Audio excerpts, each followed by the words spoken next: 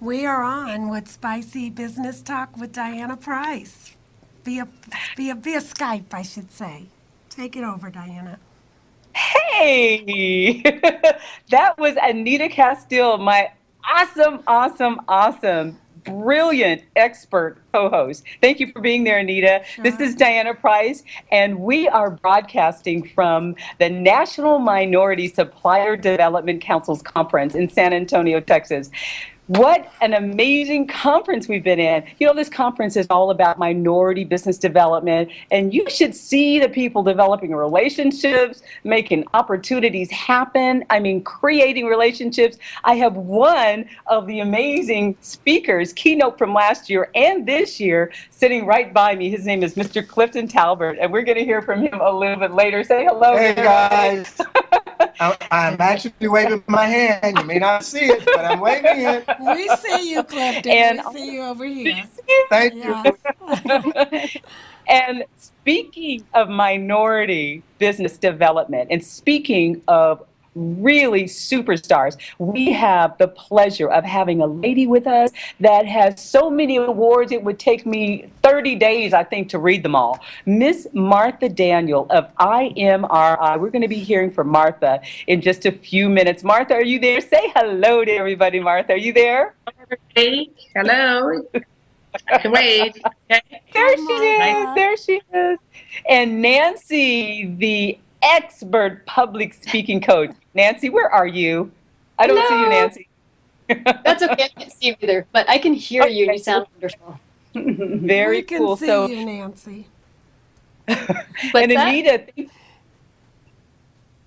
what was that, Anita? I said we can see you, Nancy. We actually Oh, have a good. full screen of everyone. Thank Good, you. good, good. Well, we're going to get started because we have a lot to bring to you today. And as we always tell you on our program, we want you to bring your brain, because when you get done with this show, you're going to leave with a lot of nuggets that you can use every single day in your business. So as we're talking right now, I'm going to read you a little bit about my guest. I have been trying to connect with Martha Daniel. Martha, for how long? It's just too much to say. I really don't know. But I'm so glad that you took the time to come and talk to us on Diana's Spicy Business Talk radio show. And we're here every Tuesday at 12:30. And today, I'm just going to introduce you briefly to Martha, because I want everybody to understand how amazing Martha is. Martha just got this contract, and I know I'm jumping the gun, Martha, but I'm so excited for you. She got this contract, $67 million contract. This is a small businesswoman that is making a statement. And as a matter of fact, Martha, why don't you tell them about your lovely bio? Because I could take 30 days to read it. It is so long. Tell them about the awards, how you got that $67 million contract. Well, I appreciate. Thank you so much, Diana. I guess it's always kind of difficult to talk about yourself, but I've been around the block for a long time. I would consider myself as one of the pioneer women, especially African American women, in technology. I have been in technology since 1970. And so that's a pretty long time. And so I've done everything from being a programmer all the way up to being a CIO of several organizations, and then started my business, IMRI, about 21 years ago. So we have been very fortunate and blessed to be able to be a very sustainable business through lots of hurdles, ups and downs. But the good thing is that we have been working in the federal government for the last from the onset of our company, and just recently we were awarded a $67.5 million contract along with two other small businesses, services able veteran businesses, to support the Department of Commerce, which is for their FirstNet, their emergency management systems that they are rolling out across the nation. So we're excited about that. It's a big contract. It's one of the largest I've won at one lump time, although we have done over million in the government over the years that we've been in business. So we're excited about that. You've done $1 billion so far? Over $100+ million in contract awards since we've been in business. $110 million to be about exact. High five, high five, high five, high five. I'll take that one. I hope you heard that, Martha. So we all are going to have questions for you. Anita's going to have questions. Nancy, Clifton, we're all going to have questions for you. But let's just tell me, the first thing I want to know is how the heck are you going to make that contract happen? Do you have subcontractors? What's your team made up? And I know you've been doing this forever, but since this is one of the largest ones, did you have to have any extra support with this contract? Well, I think in winning a large contract, usually you have a tendency to sub with some of the other prime vendors, which are some of the strategic vendors, like Booz Allen Hampton is one of our subcontractors with us on this project. As a matter of fact, we had been in the mentor protege relationship with Booz Allen for the last 3 years underneath the Navy. But we as a company, as a technology company, we have our own staff. We're operating currently in 12 states today. And we have our own CIA, we have our own chief technology officer, we have our CFO, we have our HR manager, contracts management. So we have put in a really nice infrastructure that is going to support this level of contracting. So we're excited about it, and we believe that we could sustain it, but it's always good to have the support of a large company. Whenever you're doing business of large contracts, the government really wants to work as a joint partnership between both small and large. So it was a positive to have Booz Allen Hampton on our team as well. How did the recent government shutdown affect you, if any? Did it impact your people? Did it impact, the contract that you have? The government shut down, and, that probably did it impact you at all? Well, of course. We do about 98% of our business is federal government. So you can imagine there was some impact, as a lot of scares, sleepless nights going on as well. But we were, as it turned out, we were impacted by only one of our contracts. We support a large data center as the prime contractor doing the program management for the Department of Homeland Security in Stennis, Mississippi. And that contract was impacted. And so our employees were laid off. Other than that, the majority of our work, because it is critical and a lot of our work is classified, most of the contracts were contracts that needed to continue going. So we only had one that was impacted. And we just found out that we're going to get paid for it. So, yay. Wait. You just found out that you're going to get what? We will get paid for the expense of the cost of being shut down. So all of the costs that we paid our employees while they were off, we as a small business did right by our employees. We actually had them to take vacation, and when they couldn't take their vacation, we made up and made sure they didn't lose their paychecks. And so it's been a very positive to find out that the government is going to allow us to extend that cost across for that particular contract. So that's a good thing for us. So cool. Congratulations. That's very cool. We are going to shoot right over to Clifton. You stand right there. We got a lot more questions for you, Martha. Please stand by. We're going to go right over to Clifton real quick, and I want you to know all about Clifton. He's an author, and he was chosen by CNN at the turn of the millennium to represent so many voices in his community. And I want you to tell our audience a little bit. He told me this story last year about his grandfather, but I got to tell you, he is powerful, and I want you to meet this amazing guy that is just like Martha, just has so much to give to not only our community, but he just really represents what small business, what big business, what we all need when it comes to creating relationships and opportunities.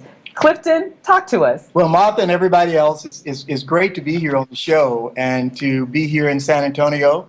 I'll have the opportunity tomorrow to do 2 sessions on the power of entrepreneurial thinking. And Martha, and that's right down your alley, because no one gets to where you are unless they're thinking entrepreneurially. For me, as I told the audience in Denver in 2012, I experienced entrepreneurial thinking at the age of 13 when working at the Ice House in Glen Allen, Mississippi. It was an ice house owned by my uncle. That was the first time I'd worked for someone who looked like me, who paid me. And this was really a turning point in my life, because it helped me to realize that even though I was an African American in the Deep South doing legal segregation, my mind belonged to me. Yes. And that is what is so important. And this is what I try to share with people literally around the world: the power of entrepreneurial thinking. That has led me into the fields in which I am. We do consulting work around the around the concepts of leadership. Obviously, we also talk about diversity as well. I have been a guest professor at Harvard University as well as the Air Force Academy. I was part of the team that introduced Stairmaster exercise systems to the world, which I was very proud to be there when that system was called Stairs to Wear. In the year of 2000, I was a part of a de novo team that started a bank in Oklahoma, and we sold it in 2008 for the largest cash sale of any bank in the history of the state of Oklahoma. Nice. But I'm the same kid from Glen Allen, Mississippi, who picked cotton, chopped cotton, did all the things that I wanted not to do. But while I was there, I learned some very valuable lessons. And many of those lessons have come out in the books that I've written. My first book you probably know about, Once Upon a Time When We Were Colored, which became a major motion picture that starred Felicia Rashad, Al Freeman Jr., etc. And my second book, The Last Train North, was nominated for the Pulitzer Prize. None of these things would have happened, Martha, and the rest of you who are listening, had I not embodied the mindset that there was nothing that I couldn't do. Yeah. If someone else could do it, so could I. So even though our company is doing well, we work it all around the world in leadership training. We do work for the federal government as well, but also corporate clients. 2 years ago, we became the first national African-American owned coffee company, importing coffee from Rwanda and selling it all over the world. Roots Java is our coffee brand, and we hope that it will become the coffee that the whole world will be drinking in just a matter of time. Well, hold that thought, because we're going to want to know websites and contact information. I have all of that information. Yes. Hey, let's get Nancy Buffington involved in this conversation. Nancy! Hey, Diana.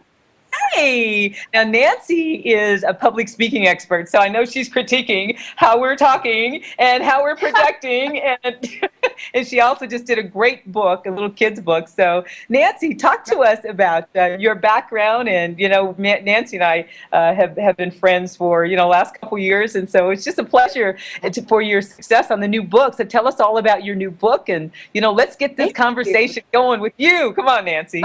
Okay. Well, the first thing I'll say, when people hear that I'm a public speaking coach, they always do that, like, oh no, I better watch everything that I'm doing, right? And I tell them, look, I'm not a judge. This is not American Idol. I'm a coach, and so everything is good. You take what people have, and then you figure out how to move them a little bit farther down the line. So I've been a public speaking coach for 3 years now. Before that, I was an English professor for more than 20 years. And really started moving out of academia at the same time as I started working with public speaking, teaching at Stanford for 6 years. So that's when I realized that, all these ideas of things that you can help people with inside the classroom, wow, can they really help people outside of the classroom? When the stakes are high, when it's adults, when it's people that, it's much more important than just, am I going to get an A or a B on this paper? So that's what I've been doing. Excuse my cat down the hall, by the way. Anyway, so our book, my new book is so new that we don't have a hard copy yet, but I can show it to you. There she is, a little bit right there. There's a printed copy. It's called Ruby Lee, A Very Big Idea, or Very Big Deal. I keep saying idea. And it's about a young girl who's 10 or 11 years old. She's a great writer. She's kind of shy. She's real smart. She wins an essay contest, and the prize turns out to be that she has to read her essay in front of her whole town. So she's not real happy about that. The good thing is that she has an eccentric great aunt Alice who used to supposedly maybe be a starlet and, hobnob with the likes of Clark Gable, Marlon Brando, Vivian Lee. And so the great aunt Alice takes her under her wing and teaches her her famous secrets, 9 secrets to successful speaking on stage. And the old lady is kind of out of it. You're never quite sure. Is she crazy? Is she totally clear, or is she lying to me? And ultimately, it doesn't really matter, because Ruby has a really great time, etc. Really, it's fun. It's done really well on Amazon so far. It came out, I don't have my notes with me, but number 1, number 2 in certain areas, public speaking, drama, and theater, the first few days. And it's held its own so far. And we'll have hard copies available before Christmas. Congratulations. Yes, congratulations. Anita. Anita, are you there?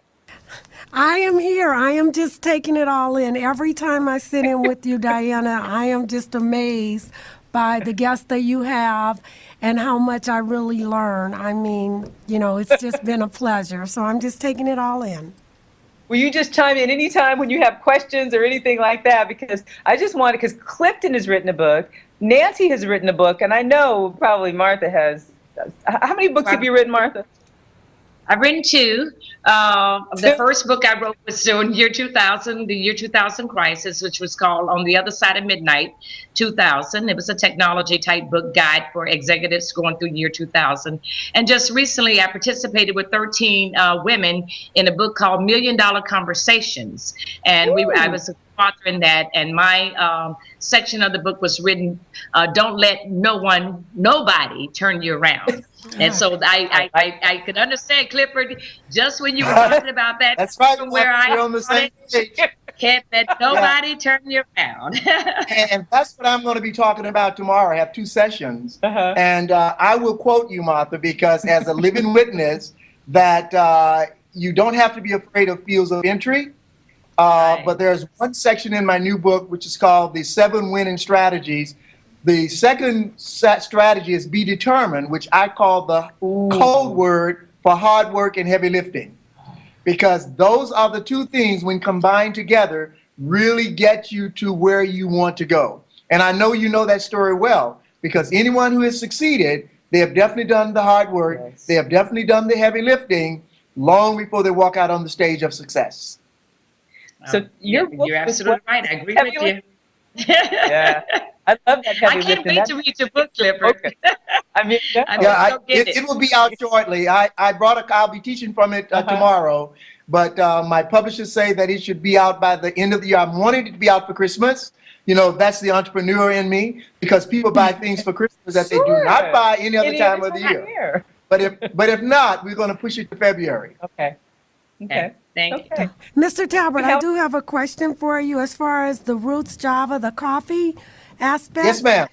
Is that in the U.S.? Did you say that's in the U.S. right now? Coffee is imported from the country of Rwanda, and that to me is so meaningful because we don't deal with large plantations. We are actually dealing with the survivors of the Rwandan genocide and their children. These farmers are growing their coffee, and we are selling their coffee. Go to rootsjava.com. That's ROOTSJAVA.com. Basically, it's a business-to-business company, but online, that's how we handle our retail customers. But knowing that we're putting smiles on the faces of Rwandans again, that to me is absolutely incredible. Yeah, no, that's wonderful. I do a lot of traveling to Africa, so that's good to hear.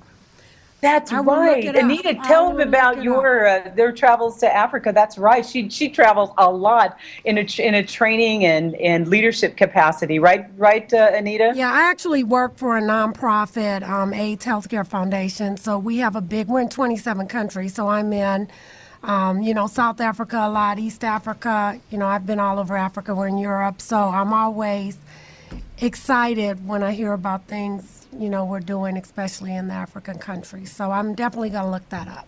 Thank you. One of the things, Anita, that has really helped us, because unfortunately there was a transatlantic slave route.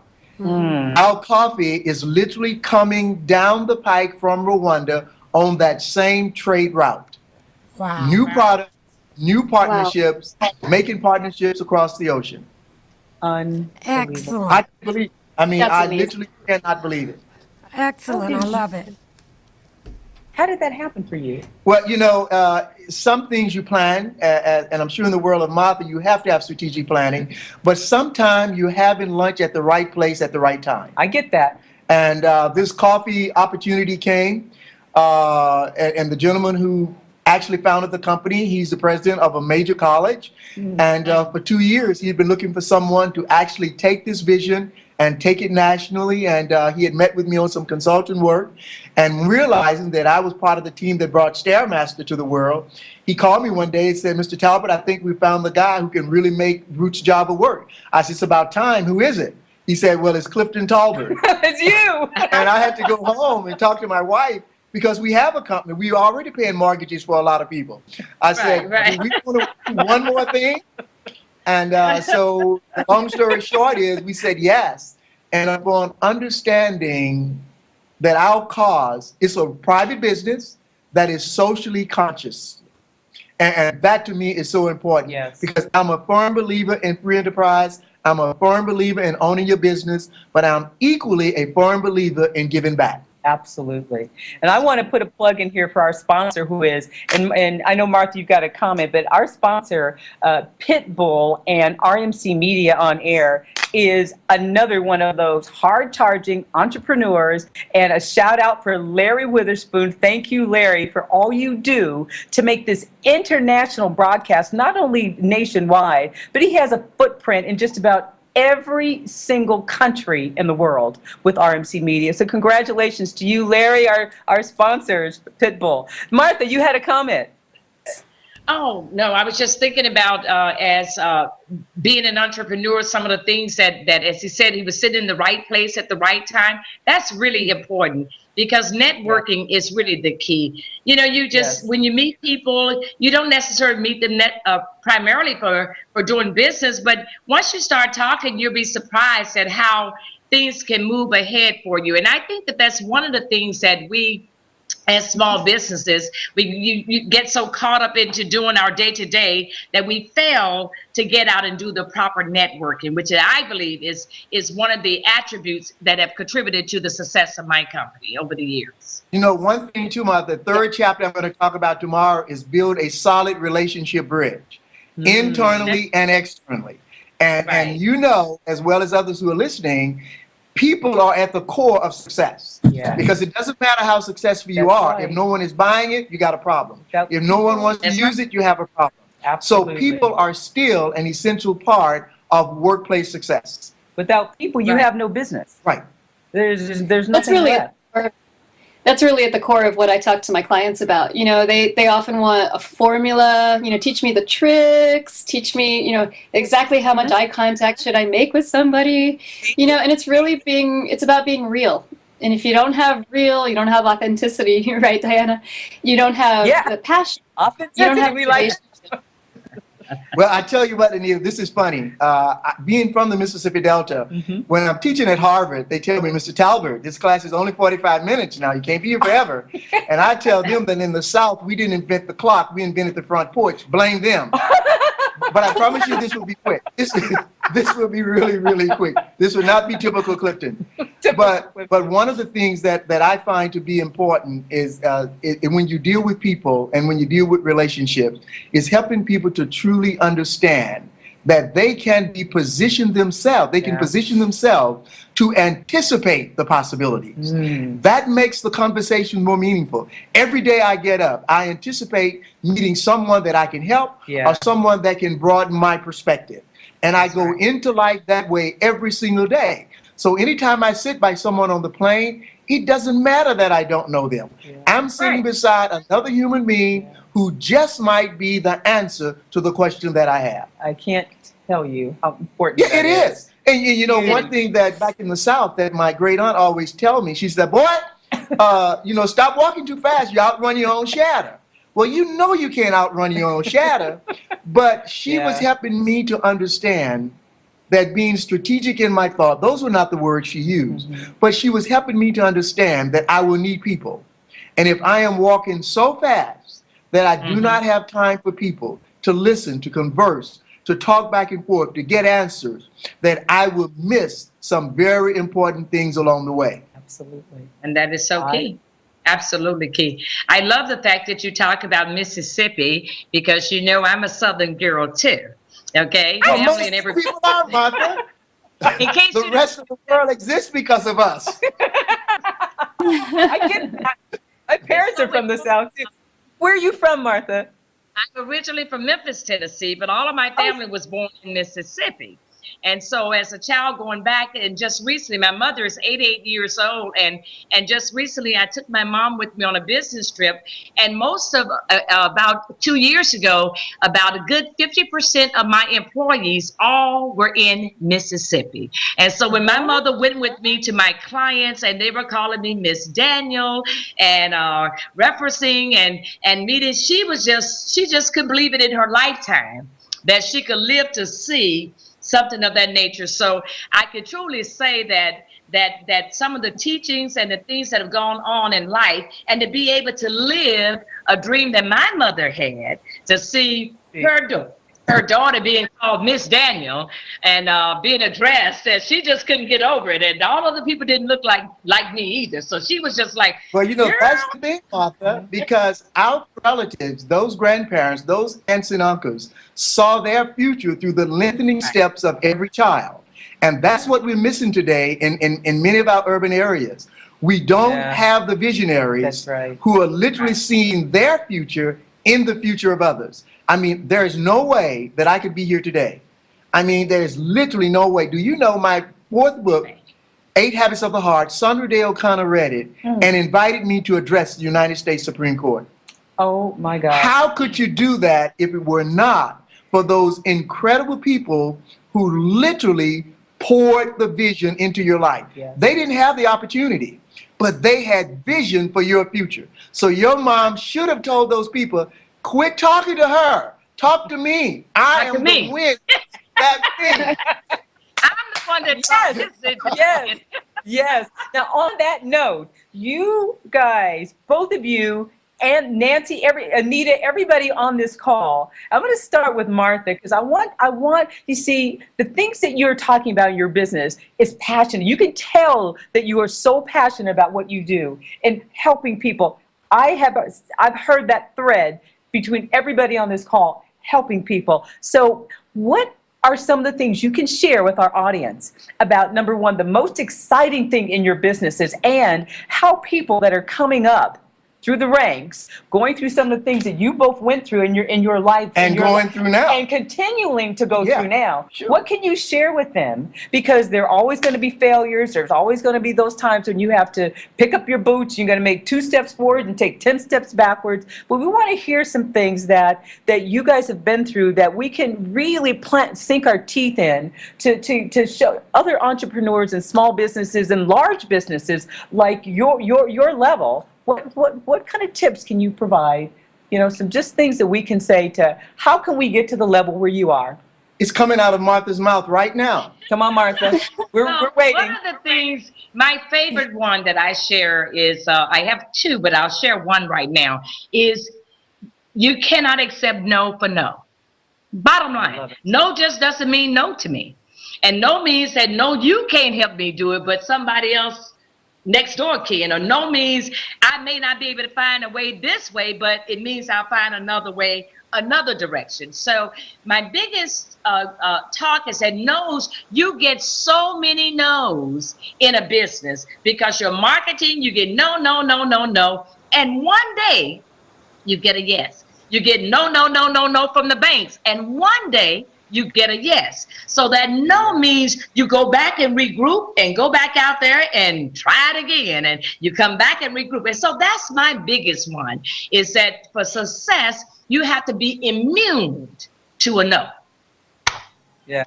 Well, All right. Martha, I'll just chime in on what you just said, because the 6th chapter in my new book is this: easy is not guaranteed. Be prepared to swim upstream. And this is exactly what I try to tell people. Being prepared to swim upstream is exactly what you're saying. If a person tells you no, that almost could tell you that's the end of the game. But Right. what happens when a person stops when a no comes? Rather than acquiescing to the no, you pivot and you turn Right. around and you follow the salmon and you go upstream with an entirely different focus. Because if you're swimming downstream with the current, you can have a Mai Tai in your hand. That's you right. don't have to have focus because everything is going your way. But when things are not going your way and you turn around, what tends to happen is you have creativity that comes out that you didn't have to use at the other time. And you tend to make discoveries and you tend to create answers in that upstream mode that you wouldn't otherwise. So I always tell young people, anyone in business, easy has never been guaranteed. Be prepared to swim upstream and make the discoveries along the way. And before I go to Nancy, that just really brought a thought out, because when you start a business, it seems like a problem It doesn't matter who you are. If you're already having problems, the problems will come and tackle you like no one's business. And the problem will probably tackle someone that really is having really issues, and problems don't give a care who they come in contact with, do they? No. Problems are a part of life. And that's what people have to understand. I know Martha can attest to this. I can certainly, there are days that my business goes so well that I ask myself, how did you get out of the fields in time enough to do this? Yeah. And there are some days that business can put me on, I tell my wife, I said, Barbara, why did we do this? But in that process of asking that question, why, I go back to the Mississippi Delta as a kid. Martha, I didn't know what success could look like. I just knew that I wanted it. However it would look, I wanted it. Right. And whatever would come my way that would tell me that you are through, this is over, just like you say, no is not no, I would look myself in the face. And in the last chapter of my book, I call it Wrestling at Midnight. Don't be afraid to have conversations with yourself. Stand in that mirror, talk to yourself, keep talking to yourself like it's a wrestling match. You got 3 rounds to go in a wrestling match. Wow. And if you can go those 3 rounds, you can get off that mat like Abraham Lincoln did in 1864, and you can walk into that room and you can tell Mary Todd Lincoln, darling, I think you're going to make a great first lady, because everybody told him he was not going to win, he shouldn't win, he was a doofus, and he had no reason to be there. But once he had his own resolve, Wrestling at Midnight, he came to his own conclusion, I can do this and I will do this. Yes, yes. It's like one of my sayings is Dolly Parton. She said, if you want to see the rainbow, you got to put up with the rain. And so that's the way I look at it. You got to see that rainbow to success. You got to take a little rain and some showering on it. You got to take a little bit of rain with it. Rainbow equals rain too. Diana, if I could just jump in real quick. You know, being in HR for so many years, one thing that's changing from, 5 years, 10 years, probably a few years ago, is that a lot of our young people are going to college, they come out and they don't have jobs. They're not out there that they used to have, and they thought it was going to be a job waiting for them. So one of the things we do is, outside of actually that corporate world, in my personal life, as far as my sorority, Jack and Jill, what we do is we have entrepreneurial workshops and seminars as they are young. We do it in our sorority for the undergrad so that they can start thinking about it early on, because the jobs are not like they used to be. So we want to give them choices and have them start thinking in an entrepreneurial spirit. So we give them a lot of tools, bring a lot of people in. We even bring them in our Jack and Jill when they're seniors in high school, just to give them other avenues to start thinking as they go through their college life. So we try to start them early as far as thinking differently. Anita, that is one of the best things you can do, because entrepreneurial thinking is not just about having a job. It's about owning your own life. Absolutely. And if you can own your own life, you can graduate from high school, you can graduate from college, you can have a successful career, you can start your own business. But entrepreneurial thinking is literally about owning your own life and seeing yourself in the future. But it's a mindset that you have to, and young people sometimes have to be exposed to it, because if they've never seen it, they think they can't do it. So once there's exposed, and we bring people in that are entrepreneurs, like this panel right here, and we have them share their successes with them and their, their challenges and getting to where they are. But it gives them other options as to the direction. I'm not going to just graduate from college and go look for a job. I may do that, but I know there's other things for me out there. So, you know what, you hit upon something, Anita. No, go ahead. I'm sorry. No, that was it. That really resonates with me. When I was teaching still, even at Stanford, it was really important to me that what we focused on was not just the academic content, but that everything I taught students was not just busy work. It had to be something they could use later, something that would help develop them as a person, in their career. So I taught, for example, conferences. Instead of just writing a paper, let's do a conference. You all go to conferences. I bet you do, right? Everybody goes to some kind of conferences or convention. So they would write conference papers. Yeah, and they would have chairs and moderators and panels and concurrent panels, the whole thing. Get to know yourself as an authority. Get to know what your voice is like, and that was important to me even before I left academia. But that's interesting. You were talking about the entrepreneurial spirit. There is nobody in my family. I don't know. My whole extended family, I don't know anyone else who's been in business. So they're all either in academia or health, basically. And so it was really interesting and really a big deal for me to leave academia, this like sure thing, right? Nobody ever leaves. It's like Hotel California. And then to decide, okay, I'm going to be in business, and what is that, and what does that look like? And I never had taken an accounting class, never took a marketing class. So to really start from scratch is a tough thing. And you were asking earlier, Diana, about what's the wisdom, or what have you really learned? I think one thing I've learned is that you learn from your problems. You welcome the problem, and you go, okay, what does this thing have to teach me? This is the biggest lesson of all. If it's something I'm struggling with, it's probably going to give me a really good lesson. So let's sit with this for a while. Let's explore it, be comfortable with it, and figure out what it has to teach me. You know what? You've hit upon something else, which is the first chapter of my book is Choose Your Mindset. Oh. Yeah. Dr. Carol Dweck out of Stanford has written extensively about the mindset. And Right. the entrepreneurial thinker has a growth mindset. There are two mindsets, the fixed mindset and the growth mindset. The fixed mindset will lead you to believe that wherever you are is where you will always be. Yeah. The growth mindset tells you that you can become Martha, period. Yes. That's what the growth mindset Yes. tells you. The growth mindset tells you that you can be Martha Daniels. Yes. That's what the growth mindset tells you. It tells you that there are no fences around your mind. There may be fences around your house, but not around your mind. Case in Right. point, Nelson Mandela, 27 years incarcerated, totally fenced in, but his mind was never fenced in.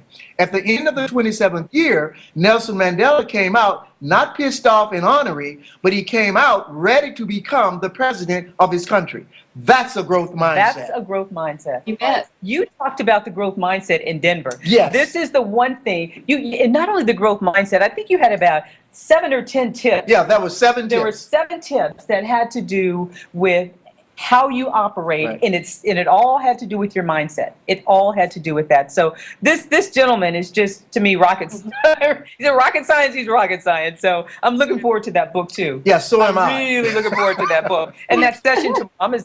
I'm going to go to the session too. So I'm lucky. I can sneak into a session tomorrow. So Great. yes, let's get back to. I have a couple more questions. Let's see how much time we have. We have 20 more minutes. So I have a couple more questions. One question is, in today's business environment, there's so much going on with, where I'm going, social media. How are your two businesses involved? Nancy, Clifton, Martha, Anita, I want you to chime in too. How are your businesses really, are you on social media? Is it a good thing for you? Is it helpful? Is it something that maybe you shouldn't even be thinking about? So I really want to know about the social media conversation. What's going on with that? I think we'll start with Nancy this time. Nancy? Yeah, that's a great question. And I'm guessing that all of us are going to have different answers because it probably depends on the field you're in and who your target market is. So for me, I really started off pretty heavily on Facebook, have my little business page. We've both seen each other as Diana. And, Yes. I maintain it pretty regularly, the inspirational quotes, the resources, those kinds of things. And I realized pretty quickly that I was getting burnt out. And this happened to me when I was teaching. I would always realize I was burnt out because suddenly I could not open my laptop for 4 or 6 weeks at a time during the summer, and I realized I am having social media burnout, and this is bad. So I talked to somebody who said, who are your fans on your Facebook page? Oh, right, people who are your friends already. fans and people who you just did a little trade, you like me and I'll like you kind of a thing. But I wasn't really reaching anybody new. I wasn't gaining clients. I wasn't getting any action from my Facebook page. So what I am in the middle of doing still is kind of moving over some of my energy, my time and focus to LinkedIn, you know, where you're in more targeted professional groups related to speaking, to coaching, to women's businesses. Those kinds of things are seeming to have a bigger effect for me. And it seems like you can include more content. So the articles that I have written, posted a couple articles on body language specifically for women that really seemed to hit a nerve, shall we say, you know, lots and lots of comments and things like that. Whereas the Facebook, at least as I have experienced it, the Facebook interactions tend to be a little bit more superficial. See what you guys think. Okay. Clifton. You know, I'm not a real fan of Facebook.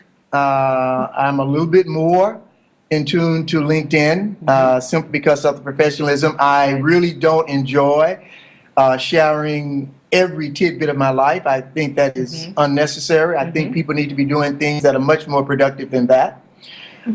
However, with Roots Java, social media has become an incredible part of letting the world know that this company exists and the cause that we have. I mean, they have really gravitated toward the idea of that we can buy a cup of coffee, we can buy a bag of coffee, we can buy a pound of coffee, and we can put a smile on the face of a person in Rwanda. If it had not been for social media taking that over and the website, I would have to do a whole lot of expensive marketing to get that out. And now you tell one person and they tell 20, That's right. and they tell, you know, and before long you getting emails and you getting traffic on your website from all over the world that I would not have had it not been for social media. So it is a key element. I would say in today's world, social media is here to stay. And we just have to figure out how to intelligently use it and not let it use us. Very, very, very good. Extremely good. What about you, Miss Daniels? Miss Daniels? Obviously, I'm a technologist, so you know the answer is social media is here to stay. It is the movement for the future, information in general. But yes, it depends upon your market, but it is also a good marketing tool no matter what business you're in. Because people now gravitate to the internet to first, once you tell me your name or who you are, your business, I'm going straight to the internet to look you up.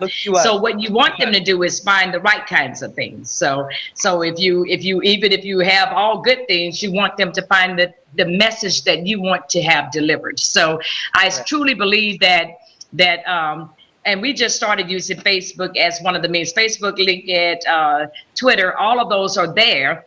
But it's not as good. It's as good as what you make it be. Because if you just put it out there and you don't update it, or you don't put something out there with it, it doesn't work for you. But again, who are you trying to draw? What's your client profile? What are you trying to do? For our purposes, because we do announcements that go out, something about your business is very good because that's news passing.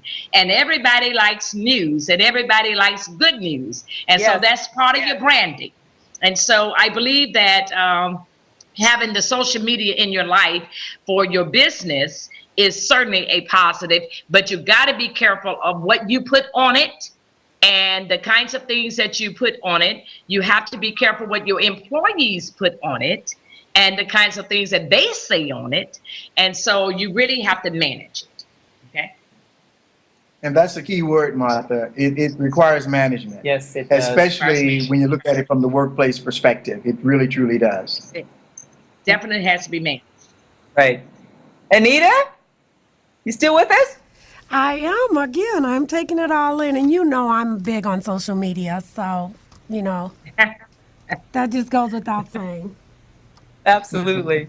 Well, you know, I want to talk about competition before we run out of time. You know, today is, you know, this world that we live in, the businesses, and, you know, when you come to conferences like this, you have companies that are similar to yours, no matter what size you are. So there's always going to be, you know, evolving competition. So, you know, how do you pace your business? How do you business, you're planning together. How do you target what you're going to do so you could care less about your competition? How is it that you program your business to really stay ahead of the competition? And I know that's probably, I don't want to call it a rote kind of a conversation, but it's real. It's real out there. I'm seeing it all over this conference. I'm seeing, the no's that you were talking about. So that's so important. Who did we start with last time?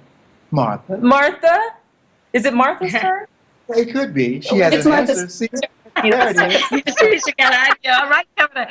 Well, I'll take that one because technology, you can imagine what has happened over the last 21 years. When I first started in technology, there were very few technology companies. And I can assure you that down at the conference, everybody you meet, at least 75% of the people in the business will say, I'm a technology company.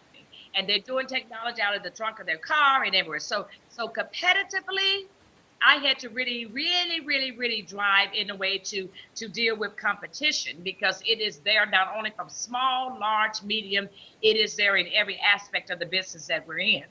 And so what I learned over the 21 years, got a few bruises in learning that, is that I had to niche the business that we were in. You cannot be a full service company when you're as small as I am.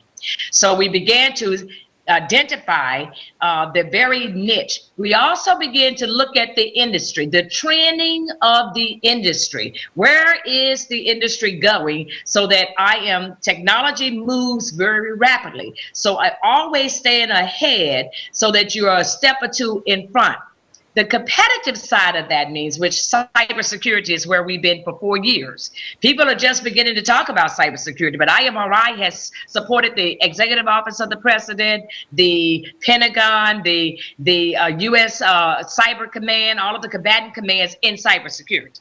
So we've been in it for about 4 years because we looked at it and saw that there was a easy transitioning from what we were doing in technology to move into what was forwardly thinking and begin to move ourselves in that direction.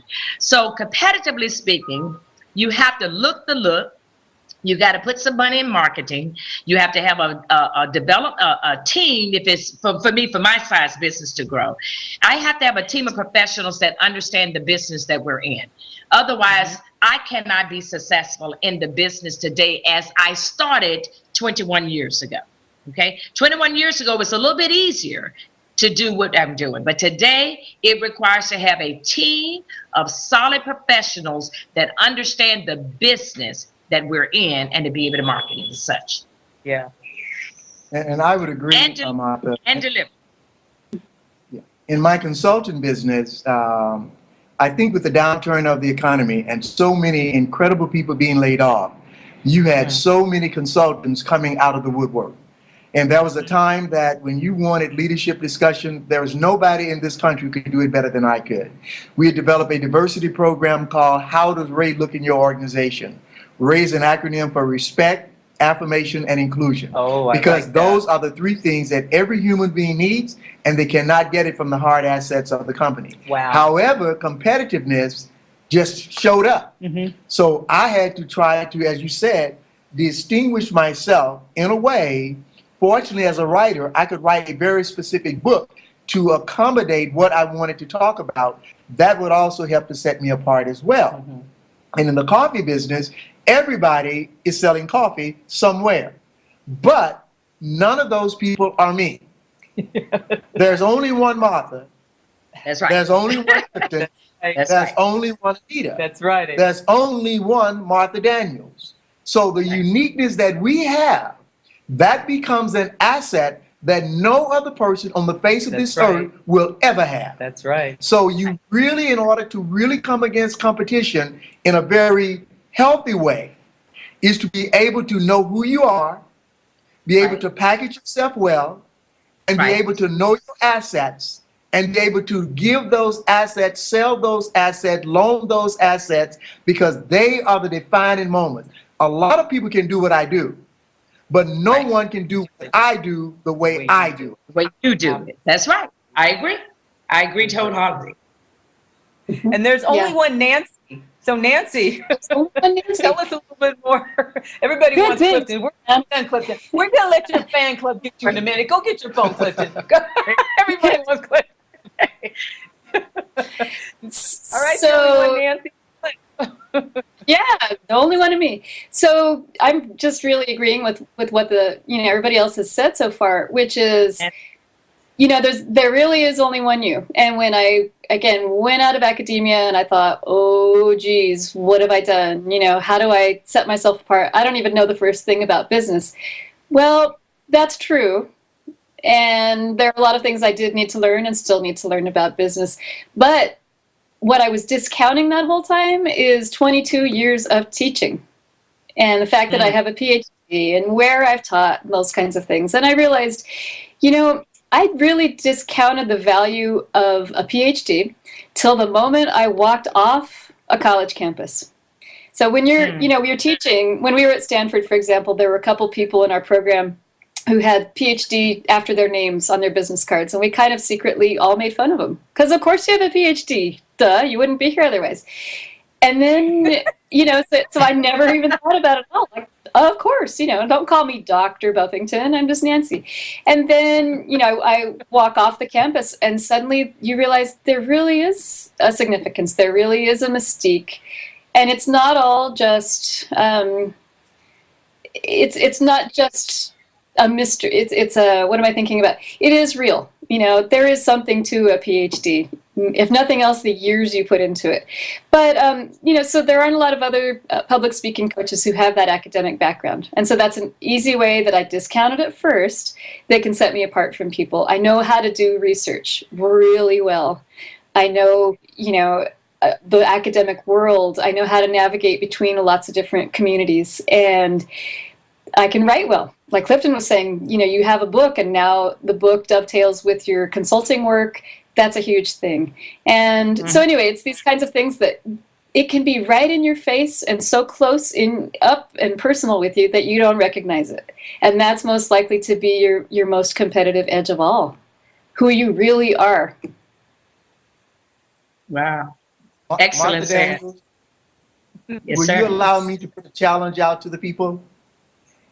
Was that a lousy challenge? A challenge. I want to test something. I want all of you guys to make sure that you have rootsjava.com written down, Okay. because you got two choices, because I know you're all coffee drinkers. Martha, you have to drink a lot of coffee because technology demands it. I do. Okay. I'm up at 2 or So, 3 o'clock in the morning. Somebody I do. somewhere is in love with what you spend on coffee.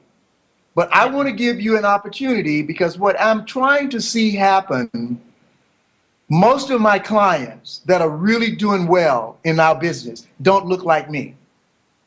Right. What I'm trying to help people understand also is that we as a people can also grow each other's business as well. Yes, we can. So I'm suggesting to you, not just to hear this, but go on the website.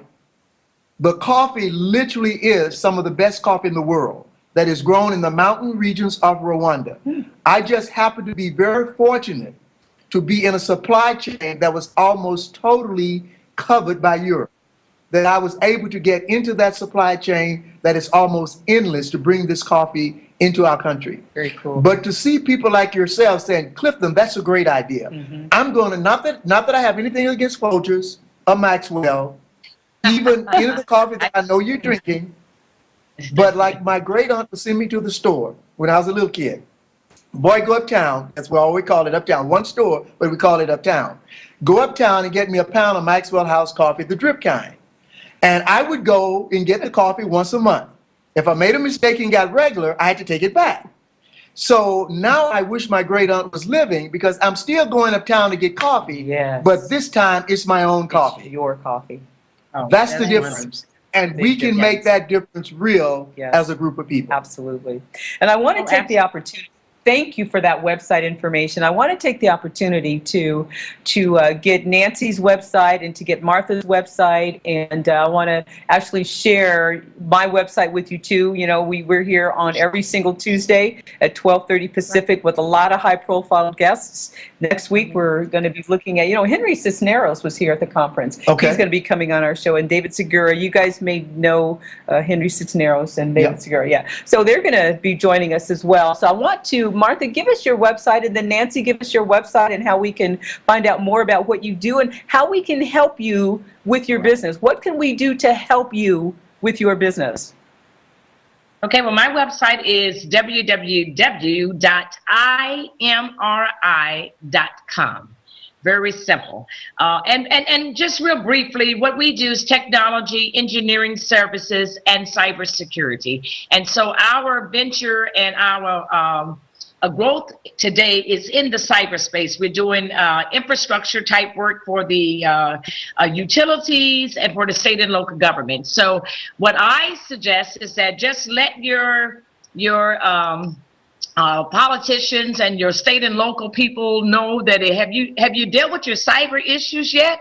Well, I know this company, a little company called IMRI, that's big as they can be because they're serving the federal government and a lot of big clients. That's the story I want you to tell for me, is that, and then introduce us real. That story for you. And I serve on the board of trustees at the University of Tulsa, and we have probably the most recognized cyber school in the United States. And I'm going to get your information because I want to make sure that they bring you in for a talk. Yes. Absolutely. And I want that information because I want to hire the students when they graduate. I love it. All right. So I'm going to bring you, I'm going to talk to the president, and I'm going to say, I know a lady that should be, because our school, Tulsa University, is 115, almost 120 years old. And it's the fallback school for Stanford and Harvard and Yale and Princeton. I mean, it's an incredible school. But at the same time, it doesn't have a lot of Black presence, but they have a great heart toward equity. And I think this is one way that I can help them with that. I can ask them, I say, I know someone in cyber technology, and I know how our school is rated by the federal government in that. Why not let her come in and have a conversation? She could be an employer for many of our students that's graduating. That's very, very high profile. And also we can do some of the small business technology transfers with the universities like that, which is fundings and grant dollars that we put together. It's done by the federal government between the small businesses and universities. So I would love to meet your president. I promise you, I will talk with Martha offline. I'm with Diana. I mean, you're Diana, I'm right? Diana. But Diana, who's, This is Martha. I've been calling you Martha. He's been calling me Martha, but he knows we do look alike. No, you do not look alike. You do not look alike. No. Who's on first? Martha, here's the This is story. Martha. This is Diana. All of our resumes are in a pile. Okay? Right. You can't even figure out who's who. There's only one resume standing up by itself, and it says Martha This is Daniels. Martha. So I assume that was her. That's my bad. That's my bad. The Martha, rest your of our resume's resumes right are on there. the floor. No. She doesn't even care about the rest of us. All right. I should have never done this. No, that was really good. Okay, I That was will really good. ask Diana offline how to get in touch with you, if that's okay, and so that we can continue this conversation when I get back to my office in Tulsa. Absolutely. We're losing let me- your. My website Losing is your Huh? Go ahead, Nancy. Okay, www.boisespeakwell.com, one word. And you can find all my info, all my services there. I do lots of individual consultations and coaching for executives, politicians, leaders, people who want to be leaders, those kinds of things. And I do lots of workshops too for businesses. So spread the word, like my Facebook page, and send people my way. That'd be a great thing that you could do for me. And Anita, do you want to give us any last words before I just close out our show? No, I just want to thank you for letting me be a part of this. It was really interesting, as always, Diana, when you allow me to come here. And I am already Mr. Talbert on rootsjava.com, and I will be placing an order. Thank you. And I want Because I am a big coffee drinker. I'm a very you big guys coffee to tell- drinker. sorry. I said I I am want a you big guys coffee to drinker. Tell everybody about Diana's Spicy Business Talk. And we're broadcasting here every single Tuesday, 12:30 to 1:30 Pacific. And we're going to continue to have awesome speakers, awesome business people that can help us, that we can help each other, that we can talk about the opportunities. And that's what Diana's Spicy Business Talk does. We bring together people like that, all the people that are on this broadcast today. And if you look at our website, Diana Price Associates, what we do is we create exceptional customer experiences. So we do some consulting, just like it's like the rest of us on here, and we'd love to do anything we can to help your business. So you can check us out, www.dianapriceassociates.com, and tune in every single Tuesday, and you're going to see a lot more spicy business talk and a lot more amazing people like Clifton Talbert. Thank you so much for being here today, Clifton. Even though my resume is on the floor. But you know what? This is the resume right here. We got the best of the best of the best. We're looking forward to your book, and we hope you come back and visit us on the show one more time, Thank you two very more much, times, ma'am. 3 more times. Same thing with you, Martha. We hope to have you back again. Thank you so much for sharing your wealth of knowledge. We didn't get to all of your awards. That was like 10 pages. And we didn't get to all of his awards. That was like 15 pages. And Nancy, we thank you so much for, just really being here today. And thank you for coming back this week, because last week we had, some like what did you say? There's two. There's a growth and there's a Fixed mindset. Yeah. Yes. So if you had a fixed mindset, you might not have been here this week. So thank you That's for owning right. that up. And Anita, thank you for being here. And Mark, you are awesome. Our engineer or of RMC Media. Mark, are you there? Why don't you let us see your face real quick, Mark? Can you do that? I am here, yes. And he is awesome. He's always awesome. Awesome. Thanks, He's Mark. awesome. Thanks, I'm Mark. here with thank Anita. you, You can't Mark. see me, but the people streaming can see it. Yeah, all Nice. right, all right. I want to thank all of you. So please join us next Tuesday, 12:30 Pacific. And all of you guys, please tell all your friends. If you want to learn a lot about spicy business, just come right on back here and bring your brain. Thank you for listening today. You are listening to Diana's Spicy Business Talk Radio. We'll see you next week.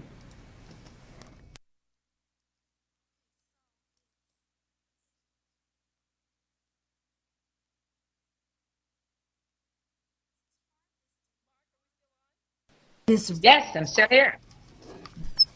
Are we still on, Mark? No, just turn it off. You just turned it